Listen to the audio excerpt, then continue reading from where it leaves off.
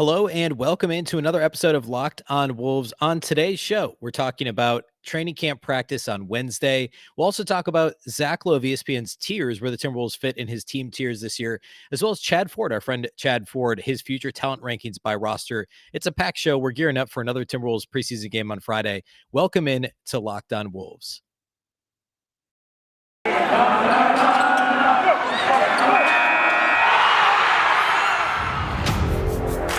You are Locked On Timberwolves, your daily Minnesota Timberwolves podcast. Part of the Locked On Podcast Network.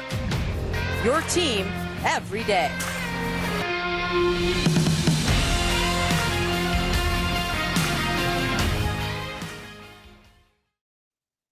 Hello and welcome to the Locked On Wolves podcast, part of the Locked On Podcast Network, your team every day. My name is Ben Beecken. I'm the host of Locked On Wolves. I'm also the co-editor of Dunking with Wolves, the Timberwolves site on the Fansided Network. First of all, thank you for making Locked On Wolves your first listen every single day. Remember, Locked On Wolves is free and available on all platforms. That includes YouTube now, as well as Apple, Google, Spotify, and the all-new Odyssey app. You can also follow this show on Twitter at Locked On T-Wolves and at BBeecken with two B's, two E's, C-K-E-N.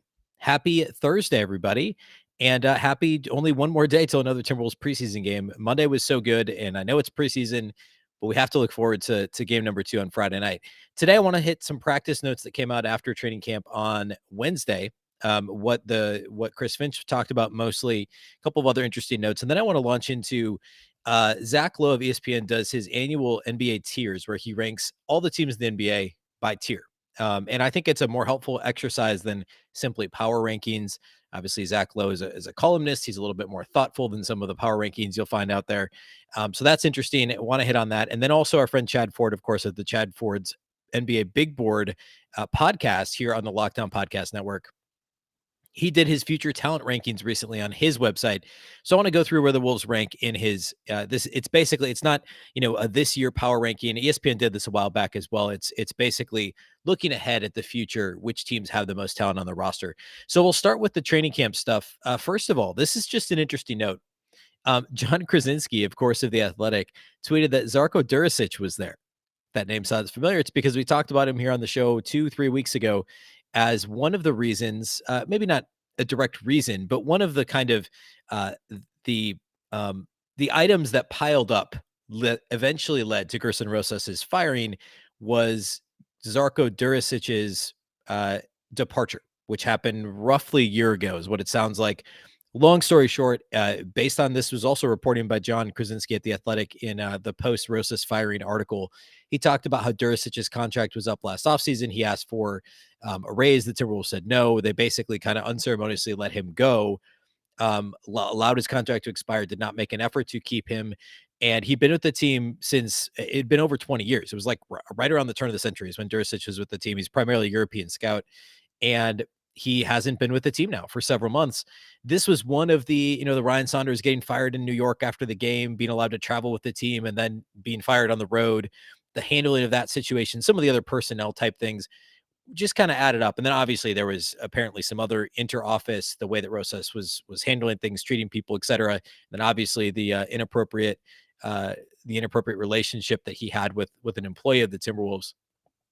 That was kind of the tipping point, right? That completely tipped the scales to say ownership said, hey, we got to get this thing done now. We got to fire Rosas.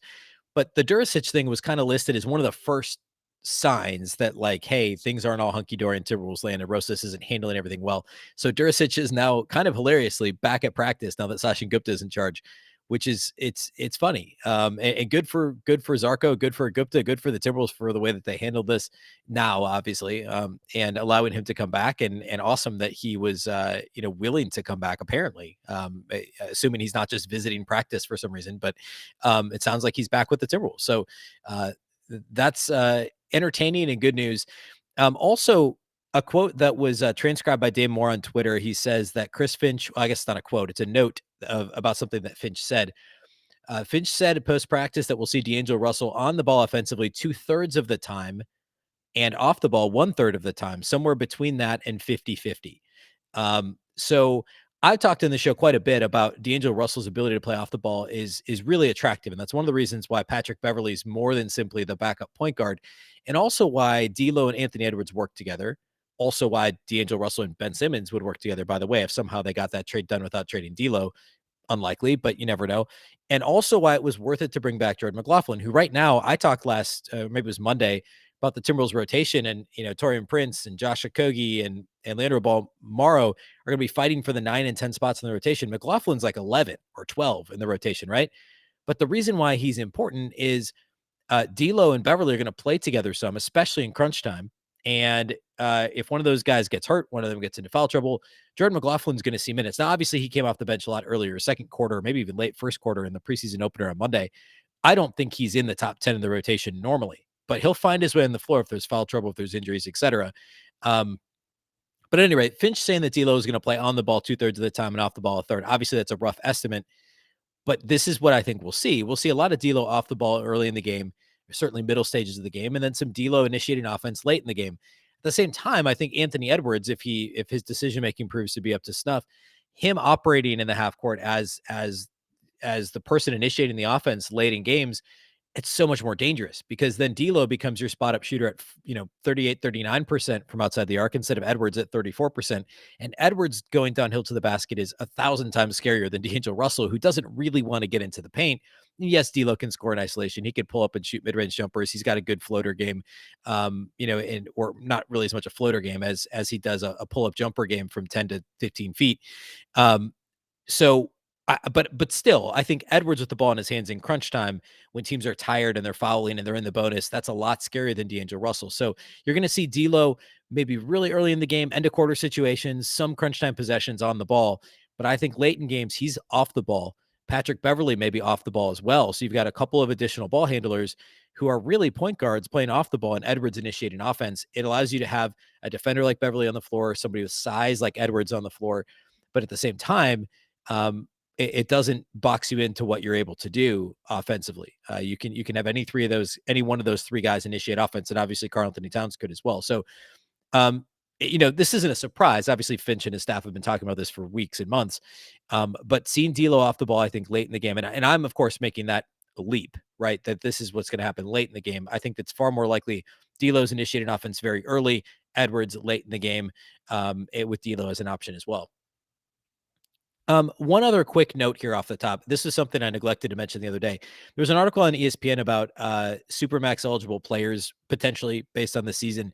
One of the players mentioned is Karl-Anthony Towns. This is completely shifting gears, but I wanted to throw this out there. Towns, of course, already has one All-NBA season. That was back in 2018. That was the Jimmy Butler year. He made All-NBA third team.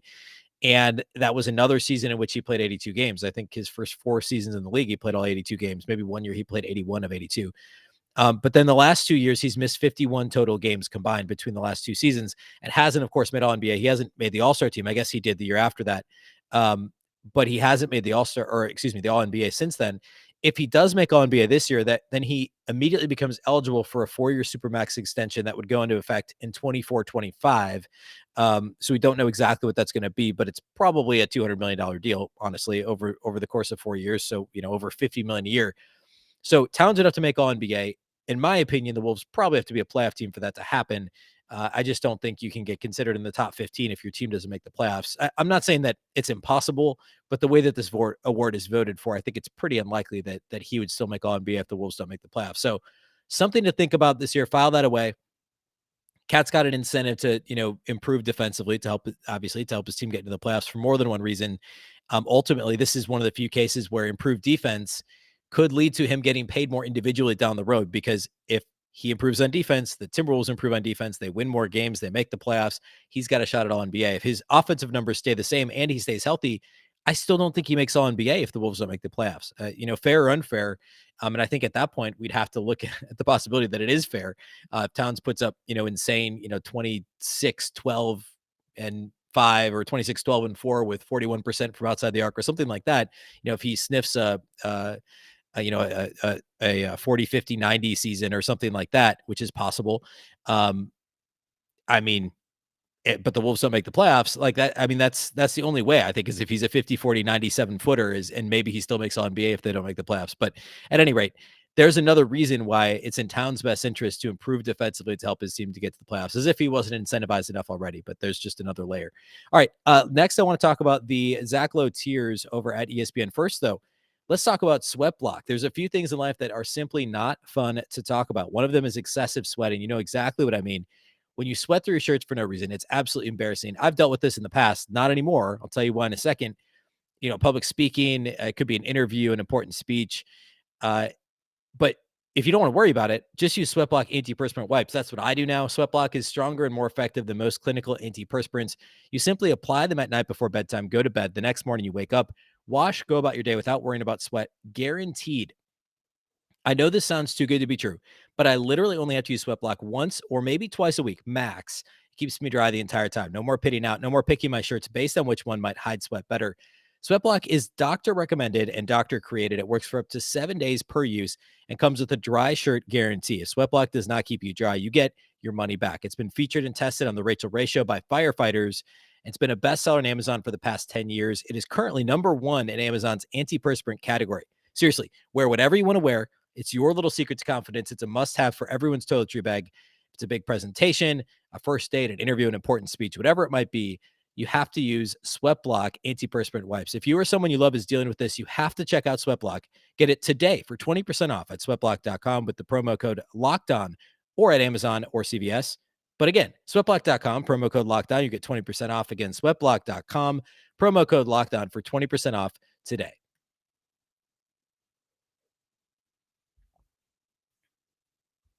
All right, let's go ahead and jump into Zach Lowe's NBA tiers. So basically, the premise of this, it's pretty obvious. This is the 12th year in a row, apparently. He's done it. He breaks down the tiers, or breaks down the entire league by tiers. He says the order within tiers does not matter, although in the Wolves tier, by the way, he does actually give some reasoning there. So tier of their own 1 is the Nets. Tier of their own 2 is the Bucks. Obviously, the Bucks won the title. The Nets, if Kyrie Irving, depending on how much he plays, obviously with Kevin Durant, James Harden, it makes sense that they'd be up there with the Bucks. Those are the top 2 teams. Then he has an above the play-in fray in the West. So basically shoe-in playoff teams, the Lakers, Suns, and Jazz. I would agree with all that. In fact, I'd maybe put the Nuggets in that list as well, in that category. In the East, he has a list of 4 teams and says one of them will fall in the play-in race. That's the Hawks, Celtics, Heat, and Sixers. I get that too. I don't even know that I would put the Hawks quite that high. I know they went to the conference finals last year, but I understand it. In the West, he calls this the West morass, or morass, I guess. I don't know. Nope, morass. 5 teams, 3 spots above the play-in. The Nuggets, Clippers, Blazers, Mavs, and Warriors. Of those 5, he's saying 3 of them will not be in the play-in. 2 of them will fall into the play-in. Nuggets, Clippers, Blazers, Mavs, Warriors. In my mind, I think the Nuggets, Clippers, the Nuggets and Clippers are really the only 2 safe ones there for me. I put them with the other 3 that he mentioned. That's 5 teams, right? After that, Portland, Dallas, Golden State. I probably actually would put Golden State ahead of both Portland and Dallas, and then probably Dallas. I think Portland ends up in the play-in my opinion. And then after that, he gets into the threats to escape the play-in in the East: the Knicks, Bulls, Hornets, Grizzlies. I guess not just the East, because he's got the Grizzlies in there.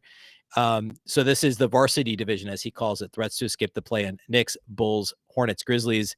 Then he goes East play-in candidates: junior varsity, Pacers, Wizards, Raptors. Finally, he gets to West play-in candidates, junior varsity. So these are the next tier of teams that could break into the play-in. He says at least one of these 4 will make it, and possibly 2. He's got the Pelicans, Kings, Timberwolves, and Spurs. Then he says he would tentatively rank them in this order, although he flip-flopped the Kings and Wolves several times. So he's got Pelicans, Kings, Timberwolves, Spurs in that order, although he could go either way on Kings, Timberwolves. So a couple things. First of all, I like Zach Lowe a lot, and I think generally what he says here is fair, but he says Sacramento probably has more top to bottom talent than Minnesota, even if a lot of it is tied up in centers and smaller guards. I disagree with that. I don't think, and I said this the other day on the show, actually. The Timberwolves have at least 2 players that are better than the Kings' best player. I think that Karl-Anthony Towns and the improved version of Anthony Edwards are both better than De'Aaron Fox. And you can make the argument that D'Angelo Russell is as well. I don't know that I would, but you can. And I'd rather have Malik Beasley than Buddy Hield. There's obviously, Bagley and Tyrese Halliburton, and there's certainly talent in Sacramento. I just think 1 through 12, the Timberwolves have a better roster. he goes on to say, Zach goes on to say, the Wolves offense took off once Chris Finch took over. D'Angelo Russell, Anthony Edwards, and Karl-Anthony Towns could finally play together.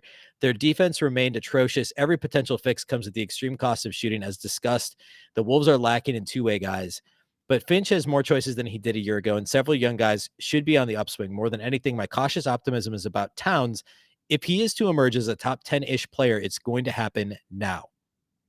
So let's pull this apart quick. I already disagreed with the Kings premise.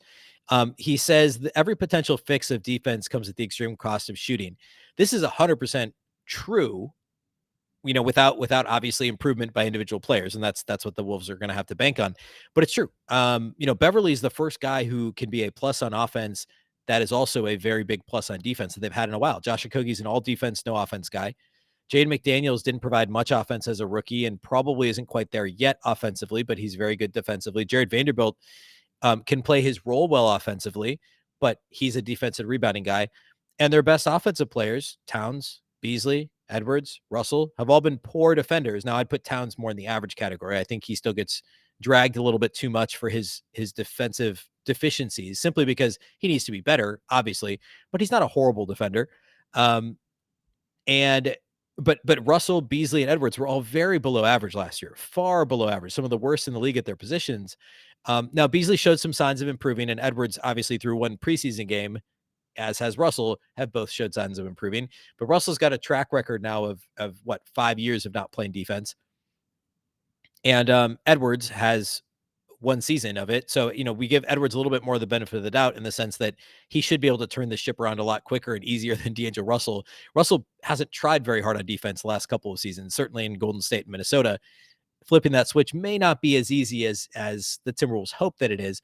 But if we presume that Russell can be slightly below average instead of awful, if Edwards can be average and Towns can be average defensively, you add a Beverly to the mix, you keep an Okogie, you give Vanderbilt more minutes, and suddenly we're looking at a much better defensive team.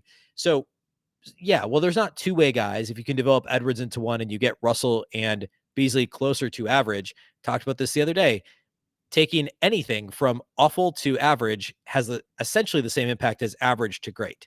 And if the Wolves take their awful defenders, of which they have had many over the past couple of years, and bring them closer to average, because again, Edwards has the tools to be a good defender. Towns has the tools to be a good defender. Russell, he's got size and anticipation. That's about it. He's not ultra athletic or quick laterally or anything like that, but he should be a decently below average defender, right? Even if he's not outstanding, he should be able to bring himself closer to average. So if they can make some incremental improvements there, that's going to make a big difference. And then, Lowe's right. There's several young guys on the upswing. And then he says, if Towns is going to be a top 10 player, it's going to happen now. 100%. And he's got the talent to do it. We all know that. And if he becomes, again, an average defender this year and stays healthy, he will be in the top 10 in all the player rank lists next year. He'll be an All-NBA, probably second team guy if the Wolves make the playoffs. He just has to improve a little bit defensively and stay on the floor. The Wolves need to make the playoffs. And all those things are related, of course. If the Wolves make the playoffs, it means that Towns stayed healthy and played well. Towns stays healthy and plays well, the Wolves will be in the playoffs. I think that it absolutely goes both ways. Okay, so related to this is Chad Ford's future talent rankings. I want to get to that next, and this is pretty fascinating in my mind. I think he does a better job than the ESPN future talent rankings from a couple of weeks ago. So we'll get into that here in just a second. First, though, let's talk about our friends over at Built Bar. Built Bar is the best tasting protein bar of all time. I promise you that. It tastes exactly like a candy bar. If you're a protein bar person and have not had a Built Bar, you're making a big mistake. I wasn't a protein bar person, but I am now. Actually, I wouldn't describe myself as a protein bar person. I'll describe myself as a Built Bar person. They're phenomenal. Coconut, mint brownie, salted caramel, cookies and cream, anything with coconut, anything with brownie. If you haven't tried all the flavors, you can get a mixed box. You'll get 2 of each of the 9 main flavors. Not only do they taste delicious, but they're fantastically healthy for you. Check out the macros, 17 to 18 grams of protein per bar, calories ranging from only 130 to 180 calories per bar, only 4 to 5 grams of sugar, and just 4 to 5 grams net carbs. Also, Built Bar is the official protein bar of the U.S. track and field team. Go to Built.com and use the promo code LOCKED15. You get 15% off your order. That's promo code LOCKED15 for 15% off at Built.com. Let's also talk about BetOnline. We're back and better than ever. All eyes are now on the gridiron. Teams are back on the field for another football season.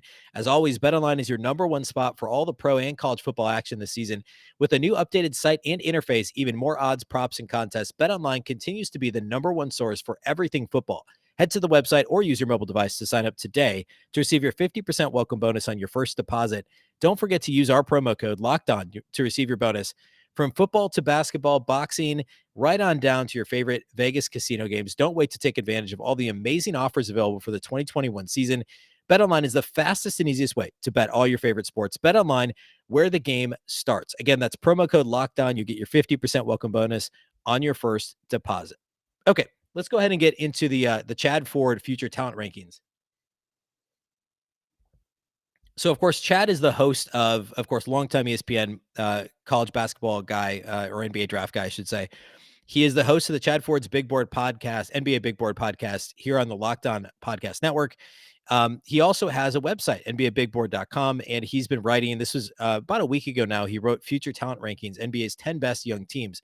So I'll kind of go down the list. I think his methodology is solid. It's a little bit hard to just kind of read through and explain, but basically he asked a bunch of NBA GMs and scouts to rate each player under 25 in a 1 to 5 tier system.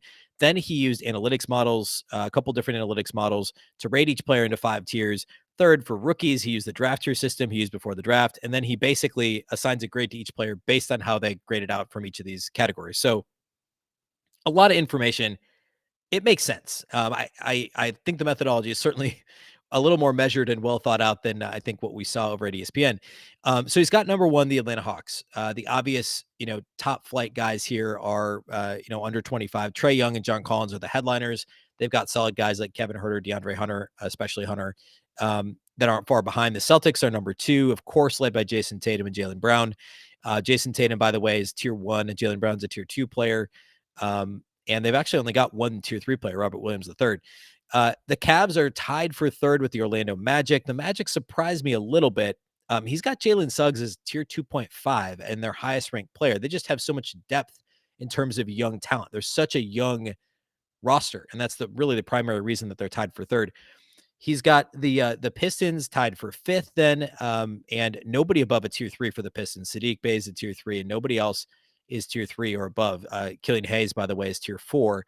The Grizzlies are tied with them. I was surprised the Grizzlies were this low. He's got John Morant as tier 2, but only one tier 3 player, and that's Jaren Jackson Jr., which I'm surprised he's not a tier 2. I guess he only played 11 games last year, and that's probably why.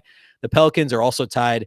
Then the Thunder are alone, the Thunder are tied with the Timberwolves at number 8 on this list. He's got Shai Gilgeous-Alexander as a tier 2 player. Nobody in tier 3 at all for the Thunder, and a bunch of tier 4 and 5 guys.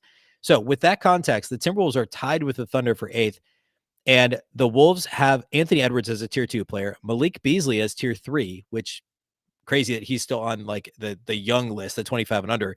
So Edwards at tier 2, Beasley at 3, and then a bunch of tier 4 guys. Jaden McDaniels, Leandro Bolmaro at tier 4, Naz Reid at tier 4, Josh Okogie still tier 4, and then he's got Jalen Noel and Jared Vanderbilt both in tier 5. I'll read what he says here. Chad says, the disarray in Minnesota's front office has made headlines lately, but the team's young core is solid. If we had included Karl-Anthony Towns and D'Angelo Russell, who both just missed the age cutoff here, the Wolves would have ranked number 2. Think about that. I think that's notable. Of the 8 prospects under 25, Edwards, like last year's number 1 overall pick, is the great hope. If he shows the same kind of progress we saw in the second half of his rookie season, the tier 2 designation will be justified. McDaniels has the talent to crack tier 3, as does Bolmaro, who should have a greater impact than the typical rookie given his strong play in Spain last season. And then he goes on to say the Wolves have been trying to find a way to trade for Ben Simmons. Edwards is the only untouchable player on the list. And then he says, with a young Towns, Edwards, Simmons trio on the floor, the Wolves would have a chance to be special. A chance to be special. So, of course, he obviously assumes that probably D'Angelo Russell and Malik Beasley both end up traded in that sort of a scenario. But ranking the Wolves tied for 8th, I was surprised that they were this low. But again, if D'Lo and Towns are included, they rank 2nd. And that would put them ahead of Memphis. Everybody's slotting Memphis ahead of the Timberwolves, right? In power rankings and in the tiers, as I just talked about. Zach Lowe over at ESPN had them there. They would have been ahead of the Pelicans, who are often ranked ahead of the Timberwolves in these types of rankings.